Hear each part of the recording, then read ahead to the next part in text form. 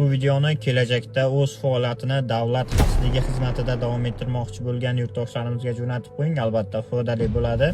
Ushbu ma'lumotlar qonunga asosan va ommaga e'lon qilinishi mumkin bo'lgan ma'lumotlar hisoblanadi. Birinchi bo'lib, O'zbekiston Respublikasining fuqarosi va bo'y nisbati 1.70 dan past bo'lmagan, sog'liq jihatdan, jismoniy jihatdan mukammal bo'lgan yurtdoshlarimiz hujjatlarini topshirsa bo'ladi. Alohida e'tiborga oladigan jihati bor. Bu harbiy xizmatni o'tab kelgan bo'lishi asosiy talablardan biri hisoblanadi va harbiy guvohnoma talab qilinadi.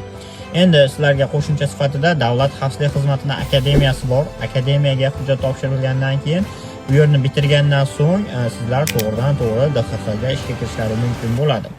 Agar u yerni o'qimagan bo'lsam-chi, boshqa joyda o'qigan bo'lsam-chi degan savol tug'iladi albatta sizlarda. Qisqacha qilib tushuntiraman. Boshqa otamada o'qigan bo'lsangiz ham topshirsangiz bo'ladi. Sizdan harbiy guvohnoma va diplom talab qilinadi. Qizlar ham, ayollar ham hujjat topshirishlari mumkin. Ishga kirishda akademiyasiga emas, o'qishga emas, ishga faqat. Ulardan talab etiladigan narsa OTMda bitirganlik haqida diplom hisoblanadi. Endi qo'shimcha ustunlik sifatlari bor, ya'ni JXO bilan XMQ. JXOni xavfsizlikni huquqiy ta'minlash yo'nalishi bor. Agar o'shanda o'qigan bo'lsangiz va huquqni muhofaza qilish akademiyasini harbiylashtirilgan tergov faoliyatini bitirgan bo'lsangiz, ishga kirishda alohida ustunliklarga ega bo'lishingiz mumkin hisoblanadi. Endi qo'shimcha sifatida sizlarda savol tug'iladi, OTMni bitirmagan bo'lsa, o'rta maxsus bo'lsa nima bo'ladi degan savol tug'iladi. Bularni barchasini Telegram kanalimga tashlab qo'yaman. Ushbu berilayotgan barcha ma'lumotlar qonuniy va ommaga e'lon qilinishi mumkin bo'lgan ma'lumotlar hisoblanadi.